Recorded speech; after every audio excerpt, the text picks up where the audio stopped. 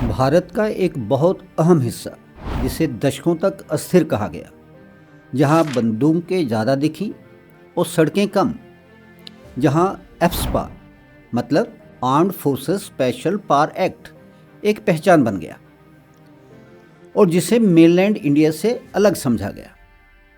लेकिन आज वही इलाका ओटीटी वेब सीरीज़ का नया हीरो है, ग्लोबल इन्वेस्टर्स की नई मंजिल है और भारत की अगली आर्थिक उड़ान का रनवे है। सवाल यह है, क्या नॉर्थ ईस्ट भारत की कमजोरी था या भारत की सबसे बड़ी अनदेखी ताकत? इस वीडियो के अंत तक आप समझ जाएंगे क्यों नॉर्थ ईस्ट अब सिर्फ बॉर्डर नहीं, भारत का भविष्य है। अंत तक जरूर बने रहिए। नमस्कार साथियों, मैं ओपी वशिष्ठ रुद्राष्ट्र चैनल पर आपका स्वागत है। आज आप देख रहे हैं पाताल लोक, फैमिली मैन और दिल्ली क्राइम जैसी वेब सीरीज नॉर्थ ईस्ट को बड़े पर्दे पर ला रही हैं। लेकिन यह सिर्फ एक ब्यूटी शोकेस नहीं है, यह एक बड़ा संकेत है। संकेत यह है कि जो इलाका कभी अस्थिर कहा जाता था, आज उसे पिवटल माना जा रहा है। सरकारों, प्राइवेट प्लेयर्स और यहाँ तक कि ग्लोबल इकोनॉमिक फ्रेमवर्क्स सबकी नज़र अब नॉर्थ ईस्ट पर है। क्यों है? क्योंकि भारत की अगली ग्रोथ स्टोरी यहीं से शुरू हो सकती है।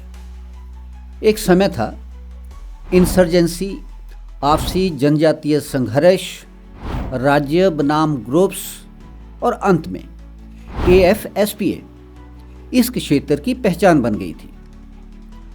50-60 सालों तक नॉर्थ ईस्ट को अस्थिरता के चश्मे से देखा गया, जहां तक कि भारत पाक सीमा से भी ज़्यादा संवेदनशील माना गया यह इलाका। लेकिन इतिहास कभी स्थिर नहीं रहता।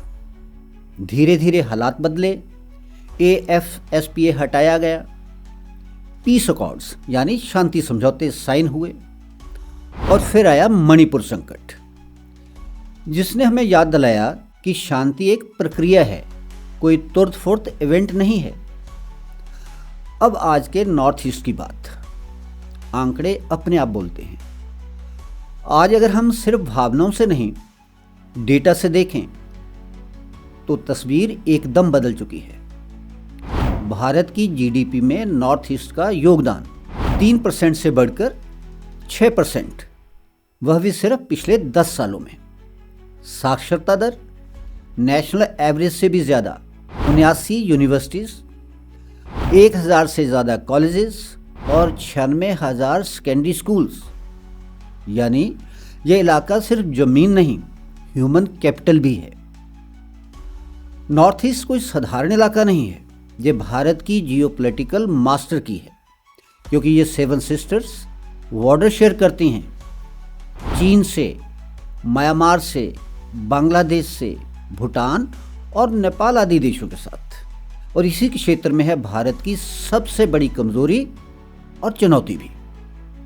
और वह चुनौती है सिलीगुड़ी कॉरिडोर, जिसे हम नैरो पैसेज भी कहते हैं। यह केवल कुछ किलोमीटर चौड़ा रास्ता है। अगर यह ब्लॉक हुआ तो नॉर्थ ईस्ट भारत से कट भी सकता है।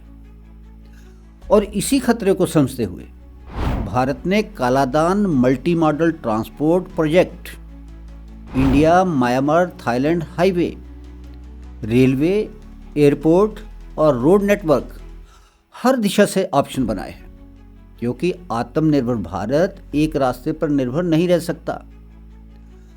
जहां का हर राज्य एक पावर हाउस है। अब आते हैं इस हिस्से की उन खूबियों पर जो नॉर्थ ईस्ट को गेम चेंजर बनाती हैं। अरुणाचल प्रदेश, भारत का 40% हाइड्रो पावर पोटेंशियल और कीवी का जोरदार उत्पादन। असम, ऑनशोर नेचुरल गैस का सबसे बड़ा उत्पादक और भारत की 50% चाय का उत्पादन करता है। नागालैंड, क्वाल्ट और GI टैग्ड नागा चिल्ली की उपलब्धता।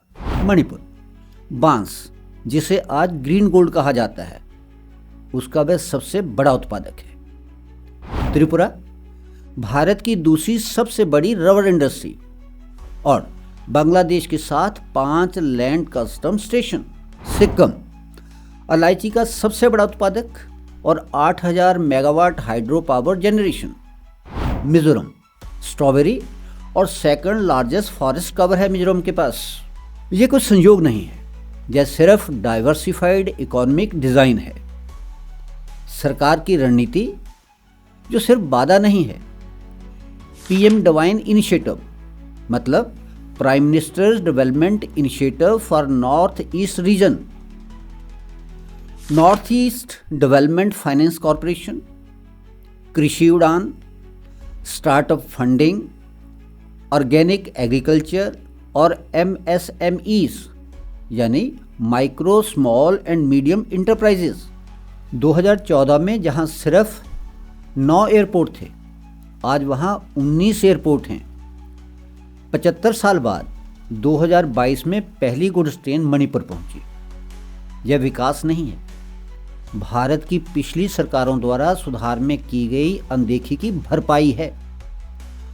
नॉर्थ ईस्ट कभी भारत से अलग नहीं था, देश की शुरुआती सरकारों की सोच ने उसे अलग किया।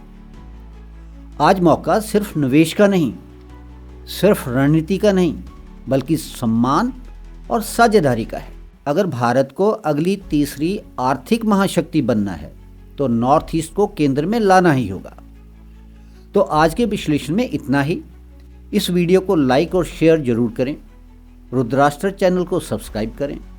मिलते हैं अगले वीडियो में एक नए विश्लेषण के साथ। तब तक के लिए धन्यवाद।